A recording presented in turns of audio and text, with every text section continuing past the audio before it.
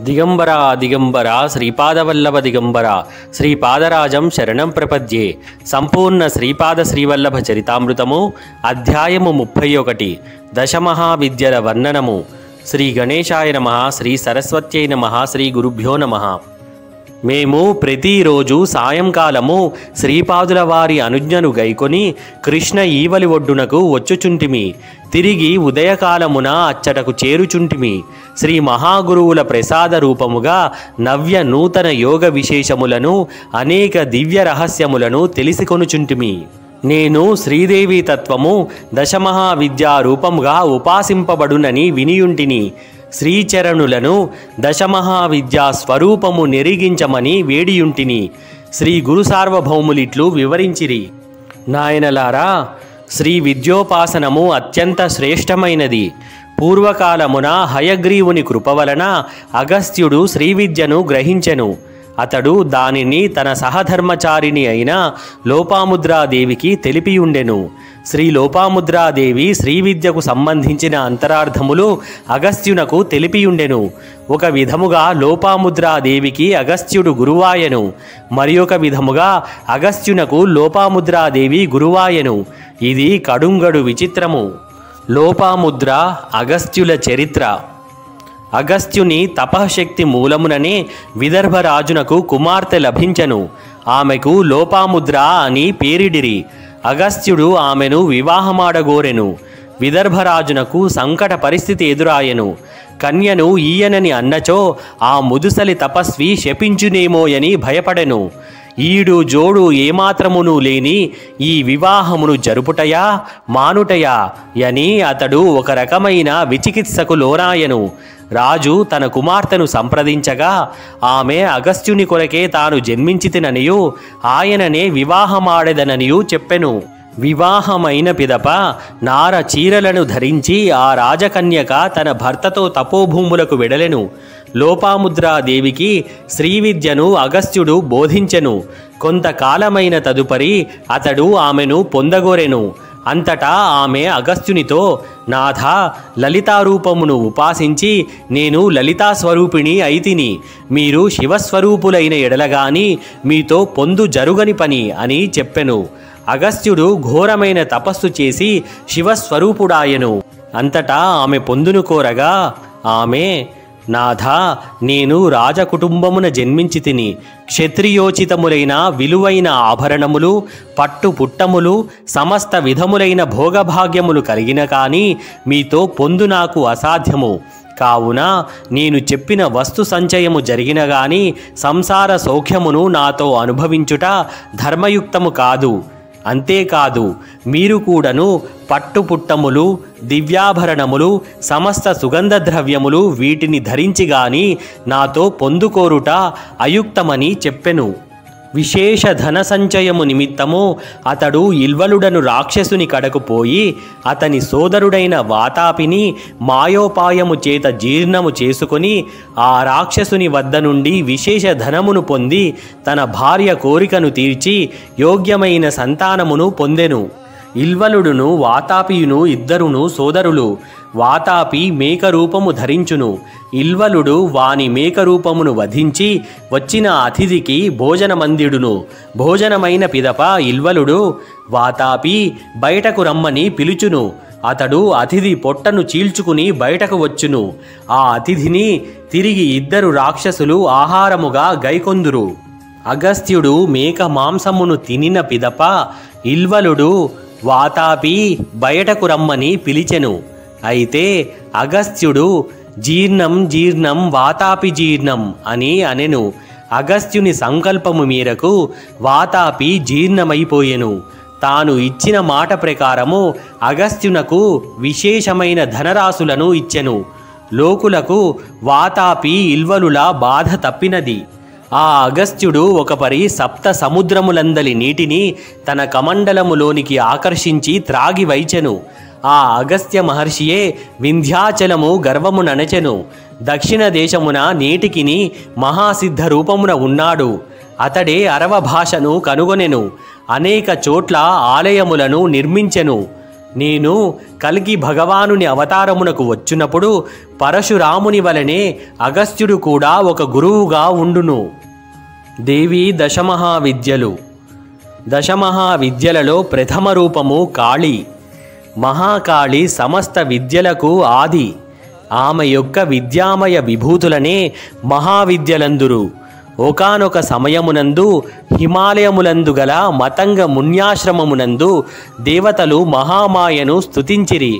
అంబిక మతంగ వనితారూపమున దర్శనమిచ్చినది. కాటుక రాశి వలె కృష్ణవర్ణమునందు ఉండుటచే ఆమెకు కాళీనామమేర్పడినది. శుంభ నిశుంభులను రాక్షసులను వధించినది. కాళీ నీలరూపము అగుట వలన తారానామమున కూడా వ్యవహరింపబడుచున్నది. అనేక సంవత్సరముల కాలమునకు గాని ఫలించని యోగమార్గ సాధన కొద్ది రోజులలోనో మాసములలోనే సాధింపవలెనన్న కాళీ ఉపాసన చేయుదురు. అయితే సాధన కాలములో కాళీశక్తిని తమ శరీరములోనికి ఆకర్షించుకొనున్నప్పుడు యోగి దుర్భరమైన అగ్ని సదృశమైన మంటలను బాధలను అనుభవింపవలసియుండును. దశమహావిద్యలలో రెండవ రూపము తార. ఈమె సర్వదా మోక్షమును ప్రసాదించునది, తరింపజేయునది. కావున తారానామమున విఖ్యాతమైనది. ఈమెను నీల సరస్వతి నామమున కూడా పిలిచెదరు. భయంకరమైన విపత్తుల నుండి ఈమె భక్తులను రక్షించునది కావున ఈమెను ఉగ్రతారా రూపమున కూడా యోగులు ఆరాధించెదరు. వశిష్ఠ మహర్షి గొప్ప తారా ఉపాసకుడు. చైత్ర శుద్ధ నవమి రాత్రిని తారారాత్రి అని పిలిచెదరు. దశమహావిద్యలలో మూడవ రూపము చిన్నమస్త. ఇది అత్యంత గోపనీయమైనది. దేవి ఒకానొక పర్యాయము తన సఖురాండ్రైన జయ విజయలతో మందాకిని నదికి స్నానార్థము వెడలినది. స్నానము చేసిన తదుపరి ఆమె క్షుధాగ్ని పీడితయై కృష్ణవర్ణ అయినది. ఆమె సఖురాండ్రు ఆమెను భోజన విషయమై అడిగిరి.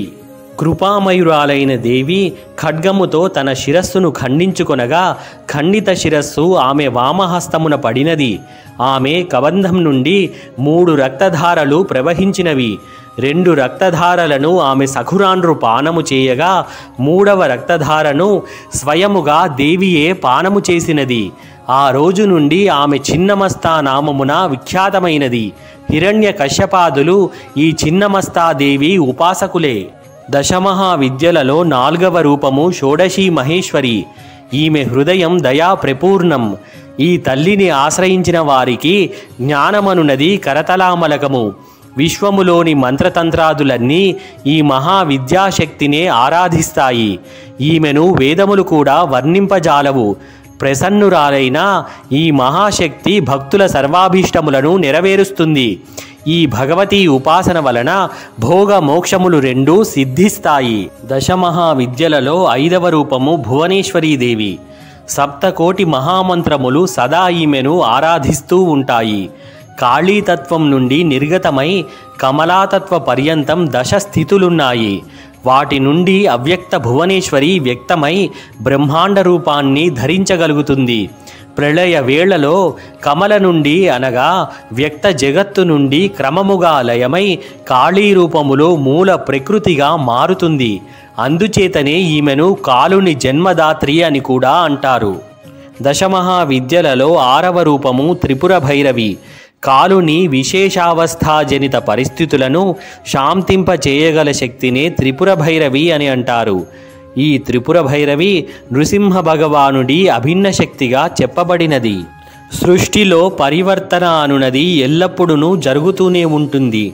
దీనికి ఆకర్షణ వికర్షణ అనునవే మూల కారణము. ఇది అనుక్షణము జరిగే ప్రక్రియే. ఈ త్రిపుర భైరవి యొక్క రాత్రినామం కాళరాత్రి, భైరవుని నామం కాలభైరవుడు. ఈ రెండింటి యొక్క సంయుక్త స్వరూపముగా రాబోయే నా అవతారం నృసింహ సరస్వతి అవతారం. ఇది మహాయోగులకు త్రిపుర భైరవి కాలభైరవ అవతారం. దశమహావిద్యలలో 7వ రూపము ధూమ్రావతి. ఈ ధూమ్రావతి ఉగ్రతారయే. ఈమె శరణాగతి వలన విపత్తులు నాశనమై సంపదలు లభిస్తాయి. ఆగమములలో ఈమెను అభావ సంకటాలను దూరం చేయునట్టిదిగా వర్ణించారు. అయితే జీవుని దైన్యావస్థలైన క్షుత్పిపాసలు కలహదారిద్రములు అన్నిటికీ ఈమెయే కర్త. ఆమె అనుగ్రహముంటే సంకటములన్నీ దూరమవుతాయి. దశమహావిద్యలలో 8వ రూపము బగళాముఖి.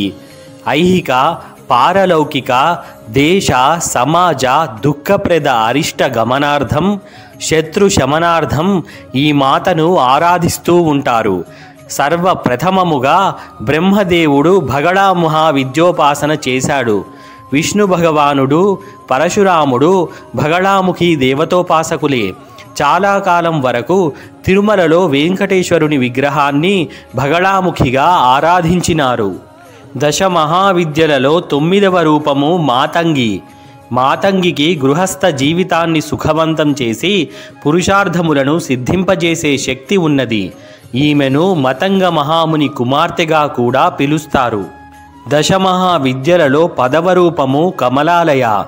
ఈమె సమృద్ధికి ప్రతీక. భార్గవుల చేత పూజింపబడుట వలన ఈమెకు భార్గవి అనే పేరు వచ్చింది. ఈమె కృప వల్ల పృథ్వీపతిత్వము, పురుషోత్తమత్వము రెండూ లభిస్తాయి. ఈమె విశేషమైన వస్తు సమృద్ధికి ప్రతీక. ఈమెను పద్మావతీ దేవి అని కూడా పిలుస్తారు. తిరుమలలో నెలకొన్న శ్రీ వెంకటేశ్వర మహాప్రభువు దేవేరి ఈమె. నాయనలారా, మీకు దశమహావిద్యా స్వరూపమును ఏ రోజున ఎంత ఎవరి ద్వారా బోధింపవలెనో నిర్ణయించి ఆ రీతిగా బోధించెదను. దశమహావిద్యా స్వరూపిణి అయిన అనఘాదేవిని, ఆ అనఘాదేవికి ప్రభువైన అనఘుని అర్చించు వారికి వారి బిడ్డలైన అష్టసిద్ధులను తమ అనుగ్రహమును ప్రసాదించును. మీరు ప్రతి మాసమునందును బహుళాష్టమియందు అనఘాష్టమిని చేయుడు. మీ యొక్క సమస్త కోరికలు ఫలించును. శంకర భట్టు నీచే రచించబడు శ్రీపాద శ్రీవల్లభ చరితామృతమును పారాయణము చేసుకొని ఆ తరువాత వెంటనే వచ్చు శుక్ల అష్టమియందు గాని బహుళ అష్టమియందు గాని అనఘాష్టమి వ్రతమును చేసుకొని 11 మందికి సరిపడా భోజనములు లేదా తత్తుల్య ద్రవ్యమును భోజనార్థము వినియోగించిన వెంటనే ఫలితములు పొందగలరు. చరితామృత పారాయణ మహిమ. శ్రీ చరితామృత గ్రంథమును కేవలము గ్రంథముగా తలపకుడు. అది ఒక సజీవమైన మహాచైతన్య స్రవంతి అని గ్రహింపుడు. ఆ అక్షరములలోని శక్తి మీరు పారాయణ చేయునప్పుడు నా భావనా చైతన్యములోనికి ప్రవహించును. నాతో మీరు మీకు తెలియకుండగానే భావ సంపర్కము కలిగి ఉండుట వలన ధర్మబద్ధమైన మీ కోరికలన్నీయు నా కృప వలన తీరుచుండును. ఈ గ్రంథరాజము మీ పూజా మందిరమున భద్రపరచబడినను శుభప్రద స్పందనలను కలిగించుచుండును. దురదృష్టమును కలిగించని శక్తులను, చీకటి శక్తులను తరిమివేయబడుచుండును. తెలిసి గాని తెలియక గాని శ్రీపాద శ్రీవల్లభ చరితామృతమును నిందించువారి, విమర్శించువారి అనేక జన్మముల పుణ్యఫలములను ధర్మదేవతలు దఫాలుగా తీసుకొని పోయి యోగ్యులైన పేదవారికి పంచుచుందురు. ఈ రకముగా మీరు పేదవారు అగుటయు పేదలు భాగ్యవంతులగుటయు జరుగుచుండును. ఇది అక్షర సత్య గ్రంథమని ప్రమాణము చేసి చెప్పబడుచున్నది. ఇది స్వతః ప్రమాణము. దీనిని నిందించువారు, విమర్శించువారును తమ పుణ్యరాశిని దఫాలుగా పోగొట్టుకొని కడకు దరిద్రులగుదురు. దరిద్ర బాధ నివృత్త్యర్థమై ఈ గ్రంథమును శ్రద్ధాభక్తులతో పఠింపుడు. శ్రీపాద శ్రీవల్లభులకు జయము జయము. సద్గురు పరబ్రహ్మార్పణమస్తు.